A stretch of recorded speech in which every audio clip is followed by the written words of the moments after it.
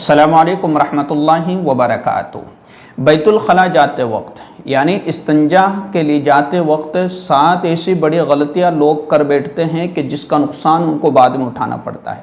پھر بعد میں شکایت کرتے ہیں کہ ہمارے گھروں میں شیطانی اثرات آنے لگے ہیں، ہمارے گھروں میں اوپری اثرات آنے لگے ہیں، ہم اپنے گھروں میں بڑے پریشان ہونے لگے ہیں، ہمارے گھروں میں ایسی ایسی آوازیں آنے لگی ہے۔ تو یاد رکھیے، استنجا کرتے وقت اور بیت الخلاء میں جاتے وقت ہمیں 7 چیزوں کا خاص طور سے اہتمام کرنا ہے۔ جب بھی ہم استنجا کریں گے تو ہمیں ان 7 چیزوں کا اہتمام کرنا ہے۔ یہ وہ چیزیں ہیں کہ جو آپ کی زندگی کو پرسکون بنا دے گی، اور یہ وہ چیزیں ہیں کہ جو آپ کے گھر کو بالکل پاک اور صاف اور آپ کے گھر کو بالکل پرسکون بنا دے گی۔ تو سب سے پہلی چیز کہ راستے میں چلتے ہوئے اور قبرستان میں کبھی بھی ہمیں پیشاب نہیں کرنا ہے، کبھی بھی ہمیں استنجا نہیں کرنا ہے، کیونکہ اس سے جو ہے شیطانی اثرات کے حاوی ہونے کا بڑا امکان ہے، شیطانی اثرات کے ظاہر ہونے کا بڑا امکان ہے، کیونکہ آپ کو اس سے تکلیف پہنچ سکتی ہے، آپ کو اس سے نقصان پہنچ سکتا ہے۔ اس لیے آپ قبرستان میں کبھی بھی جو ہے استنجا نہ کریں۔ ایک تو یہ بے ادبی ہے، اور دوسری بات کہ اس سے نقصان پہنچ سکتا ہے، اور دوسری چیز کہ جہاں پر لوگوں کا چلنے کا راستہ ہو، جہاں سے لوگ گزرتے ہو، تو وہاں پر ہمیں استنجا نہیں کرنا ہے، کیونکہ اس سے لوگوں کو تکلیف پہنچے گی۔ راستے سے ذرا ہٹ کر اور پھر استنجا کیا جائے اگر ہم کہیں سفر کر رہے ہو یا کہیں جا رہے ہو۔ دوسری چیز، ہمیں کھڑے ہو کر کبھی بھی پیشاب نہیں کرنا ہے۔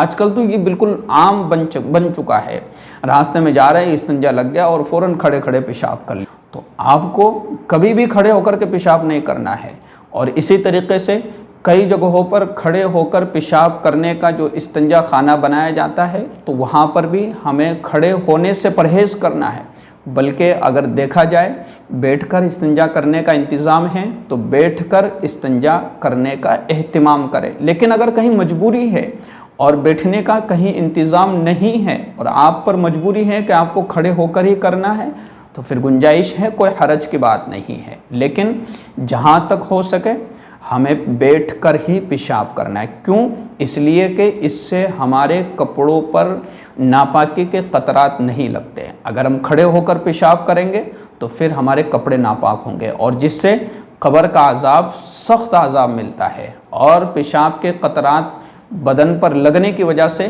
قبر میں زیادہ تر جو ہے عذاب دیا جاتا ہے، زیادہ تر عذاب اسی بنیاد پر ہوتا ہے۔ یہ 2 باتیں سمجھ میں آ گئی۔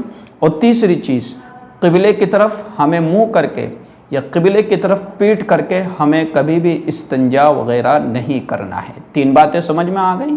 اور چوتھی بات کہ ہمیں جب بھی ہم استنجا کے لیے جائیں تو ہمیں سر ڈھانک کر کے استنجا کرنا ہے، سر ڈھانکے بغیر ہمیں استنجا نہیں کرنا ہے۔ بہت سے لوگوں کو دیکھا گیا ہے کہ سر نہیں ڈھانکتے ہیں، بہت سی عورتیں اپنے گھروں میں استنجا کرنے کے لیے جاتی ہے لیکن سر ڈھانکنے کا کوئی اہتمام نہیں ہے، سر پر کوئی دوپٹہ نہیں رکھا جاتا ہے۔ تو سر ڈھانکنے کا انتظام کریں، سر ڈھانک کر کے بیت الخلاء میں جائے، سر ڈھانک کر کے استنجا کرنے کے لیے جائے۔ بہت سے لوگ اپنی ٹوپی سر سے اتار کر کے اور کہاں رکھ لیتے؟ جیب میں۔ بہت سے لوگ سر سے ٹوپی اتار کر کے باہر رکھ لیتے اور پھر استنجا کرنے کے لیے جاتے ہیں۔ تو یہ غلط طریقہ ہے۔ آپ کے سر پر ٹوپی ہے تو پھر اسی حال میں آپ استنجا کرنے کے لیے جائیں۔ آپ کے سر پر دوپٹہ ہے، اسی حال میں آپ استنجا کرنے کے لیے جائیں۔ آپ سر سے دوپٹہ اتار کر کے باہر رکھ کر کے اور پھر استنجا کرنے کے لیے جا رہی ہے، یہ صحیح طریقہ نہیں ہے۔ ٹھیک ہے، 4 باتیں آپ کو سمجھ میں آ گئی۔ اور پھر 5ویں بات کہ داخل ہوتے وقت یعنی استنجا کرنے کے لیے جب آپ جاتے ہیں تو اس سے پہلے آپ کو دعا پڑھنا ہے۔ کون سی دعا پڑھنا ہے؟ اللہم انی اعوذ بک من الخبث والخبائث، کیونکہ وہ ناپاکی کی جگہ ہے اور وہاں پر شیطانی اثرات اور شیاطین کی وہ جگہ ہے، تو ہمیں ان سے بچنے کے لیے ہم اللہ تبارک و تعالیٰ کی پناہ لیتے ہیں کہ اللہ ہمیں ان شیاطین کے اثرات سے ہماری حفاظت فرمائیے۔ تو جب ہم دعا پڑھ لیتے ہیں تو پھر اللہ تبارک و تعالیٰ ہماری حفاظت فرماتے ہیں۔ تو دعا کا آپ کو خاص طور سے اہتمام کرنا ہے۔ لوگ دعاؤں کا کوئی خیال نہیں کرتے ہیں، دعا پڑھنے کا کوئی اہتمام نہیں کرتے ہیں، بلکہ اکثر لوگوں کو دعائیں یاد بھی نہیں ہوتی۔ تو خواتین بھی ان دعاؤں کو یاد کرنے کا اہتمام کریں اور پھر ان کو پڑھنے کا بھی اہتمام کریں۔ تو کون سی دعا ہے؟ اللہم انی اعوذ بک من الخبث والخبائث۔ اور پھر اس کے بعد ہمیں غسل خانے میں کبھی بھی پیشاب نہیں کرنا ہے۔ ہاں، اس چیز کا آپ کو خاص طور سے خیال کرنا ہے کہ جب ہم غسل کر رہے ہو تو غسل خانے میں پیشاب کرنے سے ہمیں احتیاط کرنا ہے، کیونکہ اس سے جو ہے آدمی میں وسوسے کی بیماری پیدا ہوتی ہے، آدمی شک کا جو ہے مریض بن جاتا ہے اور پھر اس کو ہر بات میں شک ہونے لگتا ہے، ہر چیز کے بارے میں اس کو وسوسے آنے لگتے ہیں، برے برے خیالات آتے ہیں، پھر آ کر کے شکایتیں کرتے ہیں کہ ہمیں ہر چیز میں شک ہوتا ہے، ہم نے وضو کر لیا لیکن پھر شک ہو رہا ہے کہ ہمارا وضو نہیں ہے یا ہمارا وضو ٹوٹ چکا ہے۔ تو غسل خانے میں پیشاب نہ کیا کرے، ٹھیک ہے؟ اور پھر اس کے بعد ہم جب استنجا کریں تو اپنے آپ کو بہت زیادہ بچانے کی کوشش کرے جو ہے پیشاب کے قطرات سے۔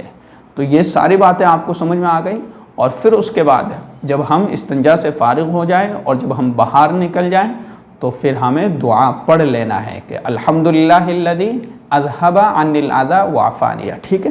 تو یہ ساری باتیں آپ کو ان تمام چیزوں کا اہتمام کرنا ہے اور ان تمام چیزوں پر آپ کو جو ہے پابندی کرنی ہے، اور آپ جتنا ان چیزوں پر عمل کریں گے اور جتنا آپ ان کا اہتمام کریں گے آپ کی زندگی پرسکون رہے گی، آپ کا گھر جو ہے شیطانی اثرات سے بچا رہے گا، شیطانی وسوسوں سے آپ کا گھر بچا رہے گا۔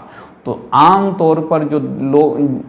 طور پر جو دیکھا جاتا ہے اور لوگوں کی شکایتیں سامنے آتی ہے تو کوئی وسوسے کا مریض ہے، کوئی شک کا مریض ہے، اور کسی پر جو ہے شیطانی اثرات ظاہر ہے، کسی کے گھروں میں شیطانی اثرات ظاہر ہے۔ تو یہ ساری پرابلمز اسی لیے آتی ہے کہ ہم سنتوں کا اہتمام نہیں کرتے۔ استنجا کرتے وقت، بیت الخلاء میں جاتے وقت ہم جو ہے اسلامی طریقے کا اہتمام نہیں کرتے، اسلامی طریقے کا خیال نہیں کرتے۔ تو حضور اکرم صلی اللہ علیہ وسلم نے ہمیں جو طریقہ بتلایا ہے وہ زبردست اور بہترین طریقہ ہے، اس طریقے سے بہتر طریقہ کوئی ہو ہی نہیں سکتا۔